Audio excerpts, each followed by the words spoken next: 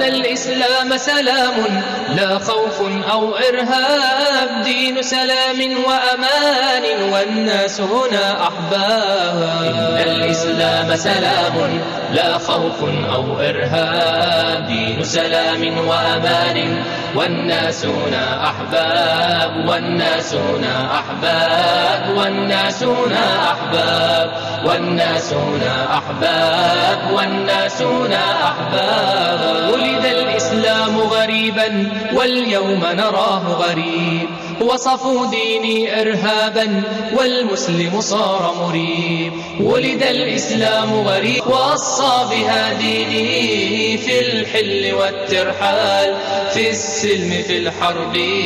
في الأمن في الأخطار. إسلامنا عظيم، إسلامنا عظيم، إسلامنا عظيم، إسلامنا عظيم، إسلامنا عظيم، إسلامنا عظيم، إسلامنا عظيم، إسلامنا عظيم، إسلامنا عظيم، إسلامنا عظيم، إسلامنا عظيم، إسلامنا عظيم.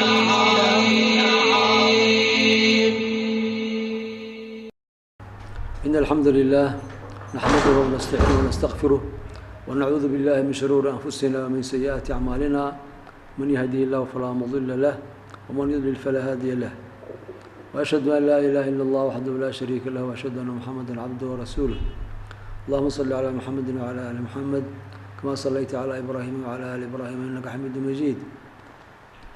وبارك على محمد وعلى آل محمد كما باركت على إبراهيم وعلى آل إبراهيم إنك حميد مجيد. أما بعد، السلام عليكم ورحمة الله وبركاته. ودرسيني أفراد وكمد الدروس تاني أنكم مقعوني دروس في المنهج، وأنكم شرحيني منهج كجماعة الاعتصام بالكتاب والسنة. درسيني ما تحكى بالله إن شاء الله تعالى بابك شناد وكمد أبوابت منهجك، بابك سعيمان كيسوي هي الإيمان والإسلام والكفر والتكفير. بابك نحكى الله هي مسألة مهمة، مسألة ذا سؤال إيمان محاء إسلام محاء وقالوا قفك قرما وقالوا بيا أما لقاليسين كرا، وأنا موضوع مهم محايا قفك مؤمن كاهي مسلم كاهي إنه فهمه وحال إسلامك إيمانك يا ولا جمارمان،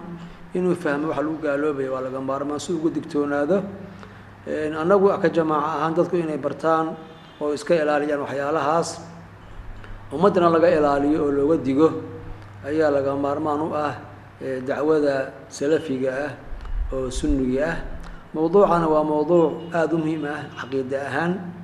وأنا مواضيع هذا الأسبوع خلافي ودتك أهل السنة هي فرق ذاك الأسبوع خلافين ولوك التجوية مقعية بدن بولية هاي وحكم إذا أسماء دي أما مقع عيسى باب الأسماء والأحكام. قف كم مقع ديني جاء ولا سينا يا مؤمن مياه مسلم مياه منافق مياه فاسق مياه، قفك مقع la siinayo iyo qofka xukunka la siinayo inuu yahay qof maaragtay maxaanka muslim ah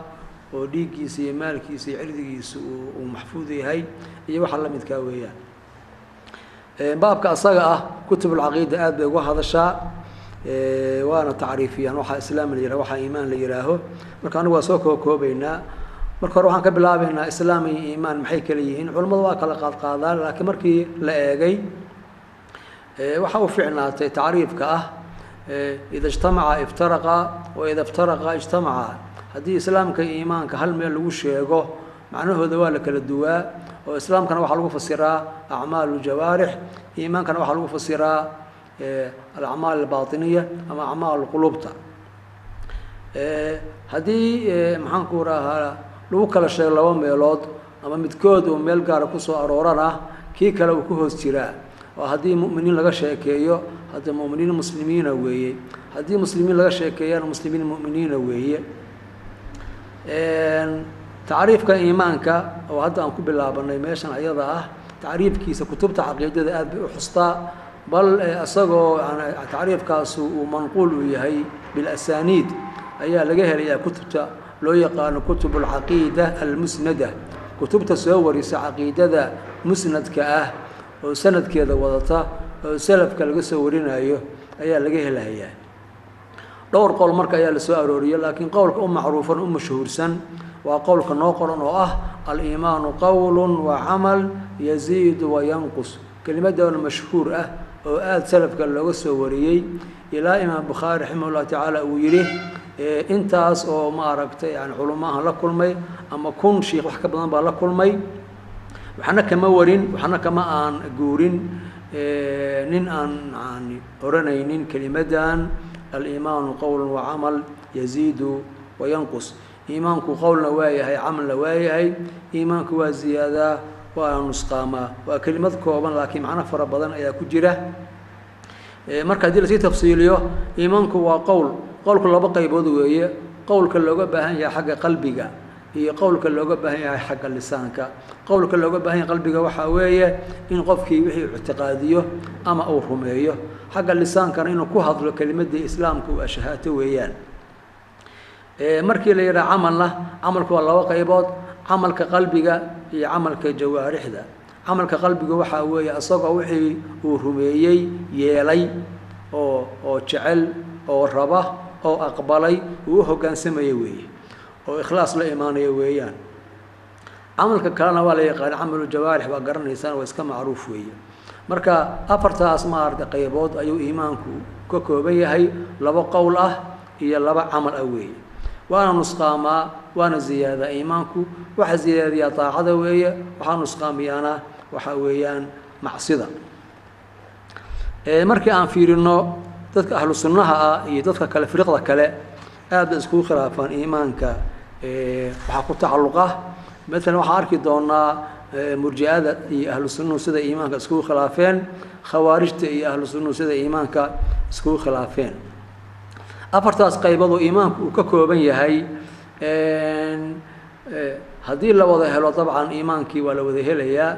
haddii qaarkood baxaana ta'hiir bay yeelanayaan tiibuu noo sheegayaa waa nambarka labaad oo faqradan wuxuu leeyahay haddii afartan qaybood ay zuulaan iimaankii kulligiis waa uu zuulahayaa haddii uu zuulo qowlulqalbi oo tasdiiqa ahaana iimaankii waa zuulayaa ama sida shiikhu ku tacbiiriyey waxaa soo haran fici maayaan maxaa yeelay tasdiiqu hadduu maqan yahay waxaa soo haray waa nifaaqnimo weeye marka qof munaafiqa oo islaamka kor ka muujisanaya qalbigiisana tasdiiq uu ka maqan yahay sheegaasu muctabar ma aha marka waxa soo haray oo camal jawaarix ah waxba tari mahayaan haddii mar tasdiiqii maqan yahay waxaa ku soo xiga haddii la waayo camalka qalbiga oo inqiyaadka iyo hoggaansanka iyo yeelidda iyo aqbalitaanka ah haddii la waayo halkaa waa la isku khilaafaa ahlu sunnuhu waxay leeyihiin haddii midkaas la waayo iimaankii waa la waayey oo qofkaan waxaan waa rumeeyey laakiin ma aqbalin waxaan waa rumeeyey laakiin yeeli mahayo waxaana waa jiraan laakiin kaama akhrisan waxaasi iimaan ma aha baynamaa murji'adu ay leedahay qofka hadduu ma rumeeyey waa muumin weeye halkaasaa la isku khilaafsan yahay marka mar haddii la waayo camalulqalbi oo macnihiisu yahay hoggaansanka iyo aqbalidda la waayo waxaa soo haray ma anfacahayaan maxaa yeele waxaan baan rumaysanahay oo inuu ilaahay yidhi baan ogahay laakiin yeeli mahayo middaasi runtii waa gaalnimo iska caadi ah weeyaan waana gaalnimadii lagu oqoon jiray fircoon iyo ibliis iyo yahuudda iyo dhammaan intii ogeyd in ilaahay nebiga sal ly slam uu soo diray oo ambiyadu xaq ay sheegahayaan laakiin xaqii aan maaragtay aan u hoggaansamin oo aan yeelin inay ogaadaan in waxaasi sax yihiin ama ay qalbigooda ka ictiraafsan yihiin keliyihii ku filnaan mayso marka masaladaas waa in la gartaa weeyaan waxaa ku haray haddii camalka jawaarixda la waayo camalka jawaarixda haddii la waayo haddii loola jeedo annutqu bishahaadateyn baan la waayey oo qofkii isagoo awooda hadduusan ku dhawaaqan shahaadateynka hadda asna islaam ma jiro laakiin qofku haddii maarata uu ku dhawaaqo dabcan shahaadateynka waa ansaxaya insha allahu tacaala waan laga aqbalayaa laakiin hadduusan ku dhawaaqin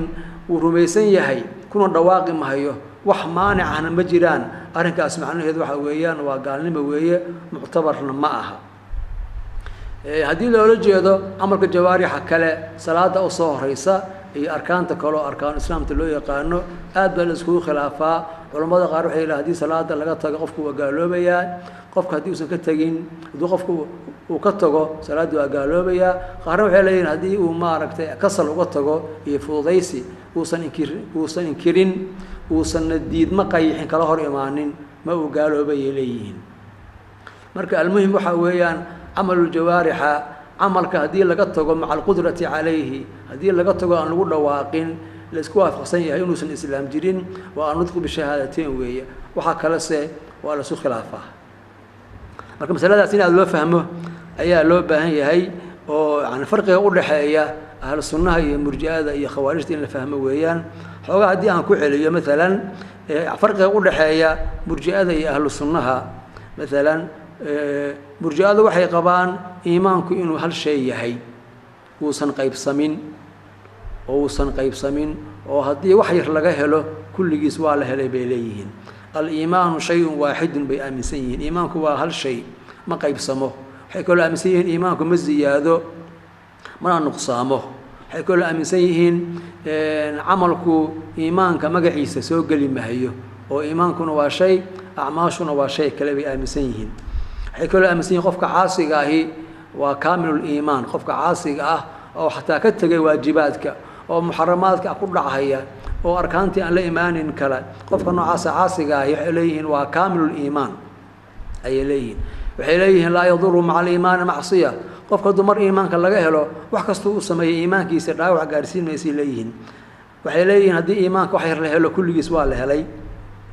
been ahlu sunna ay leeyihiin iimaanku waa qaybsamaa iimaanku darajooyin buu leeyahay oo 3 darajo ah mid koobaad waxa weeyaan waxa loo yaqaano aslul iimaan oo muqaabilkiisu waxay maartay agaalnimada weeyaan aslul iimaan waa in la sameeyo waxa iimaanku ku xiran yahay iyo in laga tago waxa iimaanka burinaya aslul iimaan baa la yiraahdaa waxa ku xiga al-kamaal al-waajib wax laga maarmaan u ah ku xigta oo ah adaa'ul faraa'id wa tark al-muharramaat waxa ku xiga al-kamaal al-mustahab kamaalka mustahabka marka waa 3 darajo aslul iimaan oo muqaabilkiisu yahay يعني كفر وياهي إيوه الكمال الواجب ومقابل وياهي قف مؤمنة لكن كتجي وحش ما واجب كوها أما كل عي وحاران كوها هي الكمال المستحب وياه كل أمسيهن أهل السنة إن إيمانك زيادة ونسقامه ومرك أصل الإيمان له زيادة إيمان إساء كمال الواجب للجلية كمال المستحب للجلية أو نسقام بإيمان إساء حكلا أمسيه أهل السنة إن عملكو إيمانكو كمد يحي أما عملكو أسوهس قالهيه مقع إيمانك أي أمسيين دخول الأعمال في مسمى الإيمان أي اللي يراها وصلاة وإيمان وزكاة وإيمان وصومك وإيمان وحيالا محرمات كين لقتك وإيمان ساسي أمسيين أهل السنة لكن إيمانك يسوق قالهيه اسكو درجة معها قارن إيمانك هدي لوايا أيجا مارك هدي أيجا لوايا إيمانك ولا وايا مثلا يعني عملك أن نطق بشهادتين وعمل هدي لوايا أيضا لأود إيمان مجرى ويان هدي لوايا عمل القلب ومحانك وراها انقيادك يا تسليمك يا قصدك هدي لوايا إيمانك ولا وايا وأصلك ولا وايا ويان أعماش قارن هدي لوايا إيمانك لوايا ما هي سيد أعمال الجوارحة صلاة الرسول خلاف واجرتا هي أركان تكلا محرمات كل لي ما يضوح حصل وحا ويان إيمانك النسخان بقارسيا نساء وهكذا قفك عاصي هي كامل الإيمان لما أرنكره وناقص الإيمان أما وفاسق ومارة مؤمن ويا ناقص الإيمان وي مركا إن عاصي اللي يرى كامل الإيمان وي سيد مرجعه ذو هي أما اللي يراه عاصي مارة إيمان كأنبيضة يا إيمانك ملائكة اسكمد ويا أرنكاس وارن أنتي هذا خطر ويان الرسول أورن مايان معصية إيمانك ربي ما يسمى أورنيان معصية إيمانك وارد وحيسا وأنا ربيسا وأنا سقامين ليسا قفك معصية الله إيمان هياهي وعيدك قصة أروري أيها الاسويهي الرسول أورن مايان الرسول ما أورنيان هذه إيمانك قاركيس له كل جيس باله لديهم هيان إيمانك قارك أكه شيء أيها لا ضحي هذه أصل الإيمان هالشيء طبعا ويان وحكى لما ركت قفك درجة دي يسوي بين قنيصة هذه أنفرنا خوارج مثل لفتودو وحي أمسيهين إن إيمانك وهالشيء وياهي ورنكاس خوارج تي مرجعدو واسكجمد أو إيمانك وهالشيء بيليهين مرجعدو وحي هذا إيمانك وهالشيء هذه وحكم ذا له كل يسوى له كوانا وحي لين إيمانك وهالشيء هذه وحكم ذا اللوايو كل يسوى لواي ساس إليهن وحي لين مرجعدو إذا وجد بعضه wujida kullu kuwana waxay leeyihiin idaa fuqida bacduhu fuqida kulluhu ayay leeyihiin taasna waxa weeyaan waa khatar weeyaan waana khalad waxay kaloo aaminsan yihiin khawaarijtu in acmaasha la soo hoosgeliyo fi asli al-iimaan qofku inuu ma aragtay maxaan ku yiraahaa waxyaalaha muharramaadka kabaa'irta ka tago waxay leeyihiin ayagu aslul iimaan ayuu soo galayaa oo qofkii la yimaada kabiira uu gaaloobayaa bay leeyihiin in ahlu sunnuhu ay leeyihiin in laga tagaa kabiirada aslul iimaan soo gali mayse waxay soo galaysaa al-kamaal al-waajib bay soo galaysaa kamaalka waajibka ayay soo galaysaayo qofkii la iimaan waayahay qof ka tagay waajib weeye ama xaaraan ku dhacay saas ayaa ma loo kala qaadaa haddii aan tusaale ka bixino maalan iimaanku waxaa la yidhaahaa waa geed oo kale marka geedka asaga ahi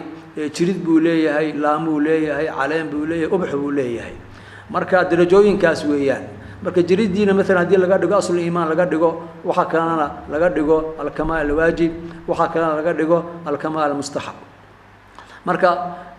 murji'adu waxay leedahay geedkii oo baaba'ay oo jiridii hoose kaliya ka hartay iyo waxa islaamida geedkii oo dhameystiran bay leeyihiin geedkii oo kurtun ay ka hartay ama jiridii kaligeeda meel ay taalo ay meel ku hartay oo wixii kale ka maqan yihiin ay waxay leeyihiin geedkaas kurtunka ah ama jiridu ay ka hartay iyo geedka weyn oo cagaaran oo caleemaha leh oo laamaha leh oo ubaxa leh oo harka leh oo laga faa'iideysanaya oo isku mid bay leeyihiin arrinkaas ma arrin khatar weeyaan waana khalad runtii khawaarijtu waxay leeyihiin geedka asaga ah haddii laan la waayo ama laan ay jabto geedkii ma jiray leeyihiin geedkii ma jiro taasuna waa khalad weeyaan haddii geedka caleen ay jabto waxba ka maqan geedkii waa jira caleentii iyo maqan geedka iyo meel kale uu maartay waa ka jiraayo laamihii kala jira caleemihii kala jira ubaxii kala jira marka ahlu sunnuhu ayaga ayaa runtii xaqiiqada waafaqsan oo geedka noocaas darajooyinkiisa ay ictiraafsan yihiin marka midaas in loo fahmo ayaa loo baahan yahay oo farqa u dhaxeeya ahlu sunnaha iyo firqada kale aad loo dareemo weeyaan gaar ahaan baryahan waxa iska badatay in dadka lagu tuhumo inay murji'a yihiin arrinkaasna runtii waa in aad looga digtoonaada weeyaan ama lagu tuhumo inay dadku maaragtay ay dadka gaalaysiinayaan almuhim waxa weeyaan manhajka ahlusunna waljamaaca in lagu dhago oo la fahmo oo la daraaseeyo runtii waa mawduuc u baahan si gaar ah loo daraaseeyo oo si gaar ah loo dhigo u baahan yahay oo kutubadiisa la akhristo gaar ahaan maalan kitaabul iimaan sheekh al-islaam ibn taymiya oo laba darajo ah oo maaragtay laba kitaab mid weyn iyo mid yar ah waxaan runtii aad u soo koobay oo aad u soo talxiisiyay ninka loo yaqaan maxamed bin cabdilhaadi al-misri oo runtii aad u soo koobay oo loo noqon karo weeyaan nuqdada saddexaad waxay leedahay waxaan ictiqaadinaynaa in dadka mu'miniinta ahi ay darajada iimaanka ku kala badsadaan aysan maaragtay isku darajo ahayn tii hore ayidaysa mu'miniintu iimaanka waa ka sima way asalkiisa iyo iimaanka waa ku wada jiraan laakiin isku darajo ma aha oo waa saddex darajo weeyaan ظالم لنفسه مقتصد سابق بالخيرات وهي قف كستان هذا وناقيس إن شاء الله هي درجة ديسا أيو ليه مدة أفراد وحاوية مركا يمد السناد يمد اللحاد يمد عن تطبات السلام كم حال وصو قلاء محاسة لوغا بحيا أيان ما ركان إشارة رنتي سألا سوى تقف كمسلم كاهي إنه فهم موضوعا ولو بهن يهي وما ركت أدو فهمه سوء الدعوة إيه ما ركتي وغيب قاته خير كصعوده بإذن الله تعالى لسكان إلى اليوم فرقة منحرف كأه وضدك مسلمين تأجالسين نيسا أما وحيانا قال لما أضدك أفوضين نيسا وضد أفراد وحيلا هذا هاي وحا إسلام كله حكومة يغف كستا وكل واقع شهاتينك كل واقع أما لي ما هذا وقت سنة إنه إسلام كقاطي أما السماين أي عمل كم إذا عماش المسلمين تويه يلا قفك وحاس خلاف سن لقيه الهيو أما يكسر بحها هيان قف النوع عاسى مسلم ويه إلى وحاس خلاف سن لقى أركهيو لكن اللي يرى وقنا شهادتين كيسا هي إسلام كيسا معتبر معها إلى شريعة ودان وسميه أما إلى أن هبصنه أما إلى أن حال كيسا سكبار بارنه أرن كاس أرن خطر ويان دينتنا ما قبته maxaa yeelay ilaahay subxaanahu wa tacaala waxa uu nagu faradiyay waajibka waxa weeye in dadka daahirkooda la xukumo weeye in islaamka soo golitaankiisa la fududeeyo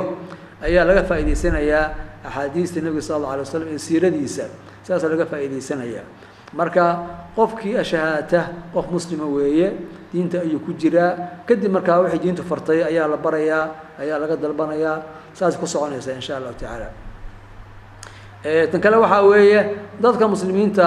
oo qof halkaa iska maraya oo waddanka muslimka jooga qofkaasi muslim ahaan baa ula tacaamulaysaa salaanta waa salaamaysaa hadduu ka salaamo waa ka radinaysaa waa la tukanaysaa wuu kula tukanayaa hadduu dhinto maxaanku yidhaahaa waa maaragtay waa lagu tukanaya ilaa akhirihi saasaa asal ah maaragtay saasaa asal ah qofka mastuurulxaalka la yidhaaho oo dadka muslimiinta ku dhex nool axkaamta muslimiinta ayuu xaq u leeyahay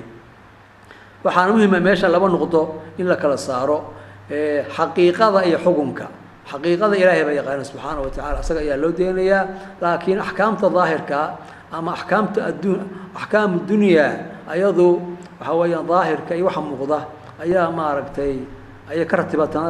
ayaa laga ratibaa laakiin xaqiiqada iyo qofkan wuxuu uu dhabtii mudan yahay taas ilaahay subxaanahu watacaala kaliya ayaa garanaya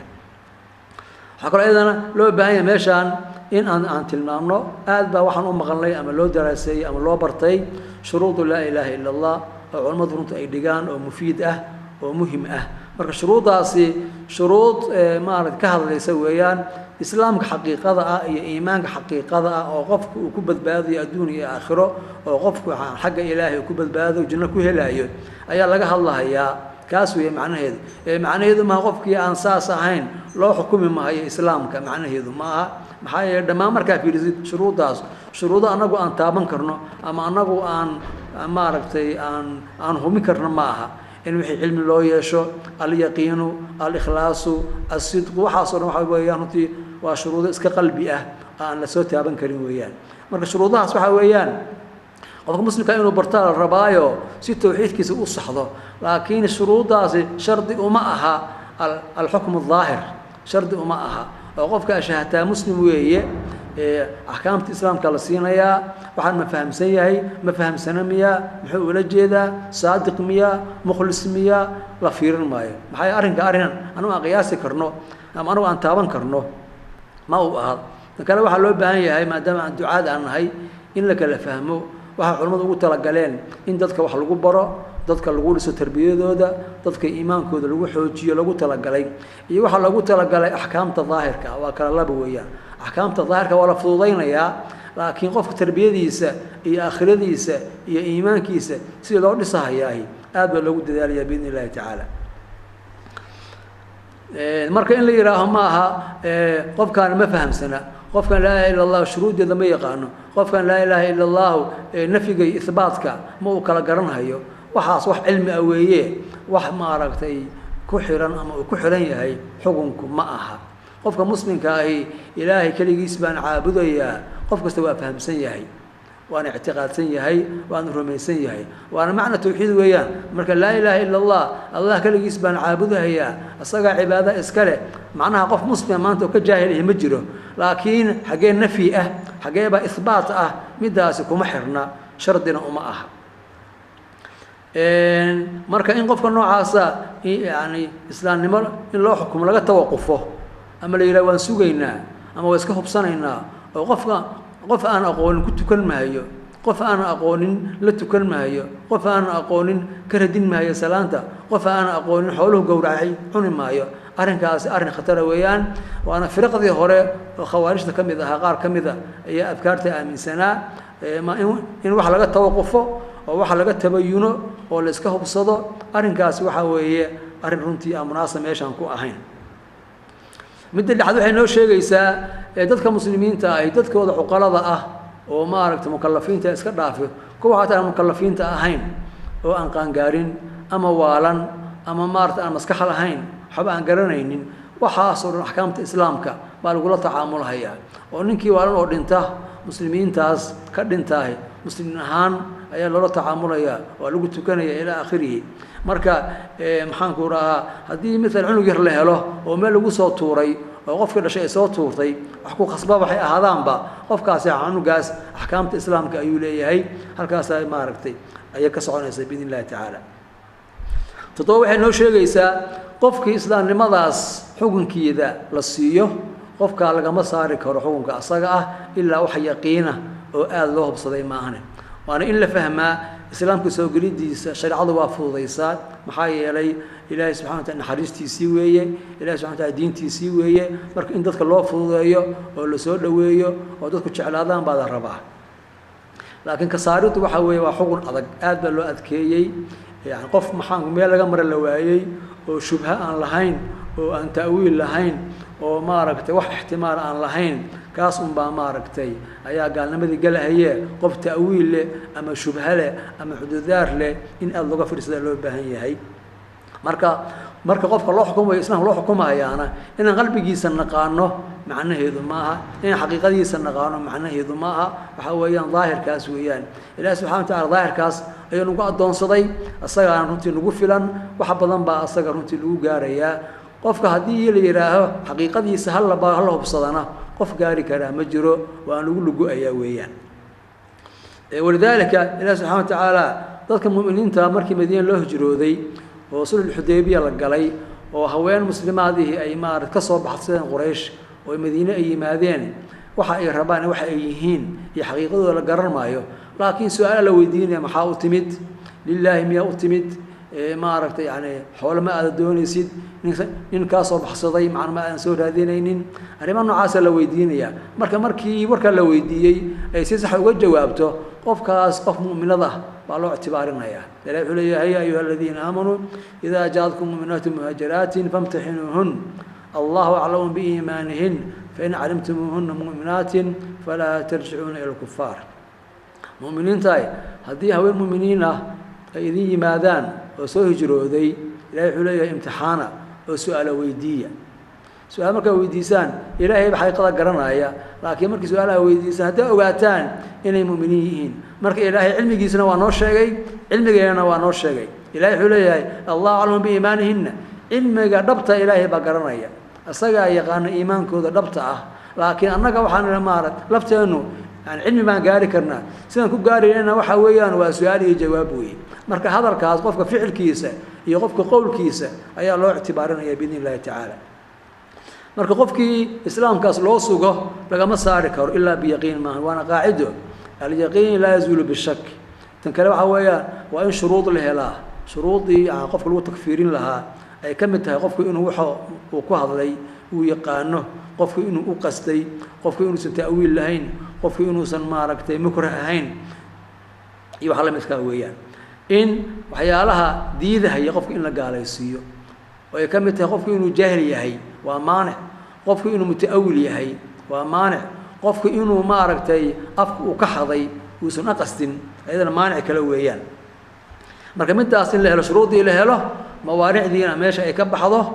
dad waxaan yaqaanaana ay ka hadlaan ay fatwoodaan culimo ha noqdeen qudaad ha noqoto saasaa loo baahan yahay maxaa yeelay waa qaacido naxnu naxkum bidawaahir wallahu yatawallaa assaraa'ir marka waa dhici kartaa qof aan fiicnayn ama islaamkiisu buray inaan niraaho waa muslim waa dhici kartaa aan ku gafno oo inaga hoos baxdo waa dhici kartaa laakiin aan middaa ku gafno oo qof gaaloobay waa muslim aan iska niraaho ayaa nooga roon in qof muslimna waa gaal weeye aan niraaho midda sideedaad waxay noo sheegaysaa mas'alada ah jahliga ma la iskugu cudurdaaraa ayaan ka hadalnay waxaan leenahay sida saxiixa ah oo raajixa waxaa weeyaan jahligu waa cudurdaar weeye oo muctabar ah waxaas ha noqdaan shay asal ah ama ha noqdaan shay farac ah runtii cilmi mas'ale aad u ballaaran weeyaan tafsiisheedana ahlu sunnaha kutubtooda ayaa loogu noqonayaa marka qofkaanu waa muslim buu ahaa shirki buu ku dhacay wuu gaaloobay jaahil asagoo ah arrinkaas macquul ma maxaa yeelay jaahil baa laga ahaan karaa waxaanu shirki miya mase ma aha jaahil baa laga ahaan karaa waxaanu cibaado miya mase ma aha jaahil baa laga ahaan karaa marka waa in la kala saaraa waxa jaahil laga ahaan karo iyo waxa laga ahaan karin qofka muslimka jaahil kama ahaan karo ilaahay kaliis hal la caabudo jaahil kama ahaan karo laakiin waxaanu waa cibaado nas bay u baahan tahay dadkuna dhammaan nusuusta ma yaqaanaan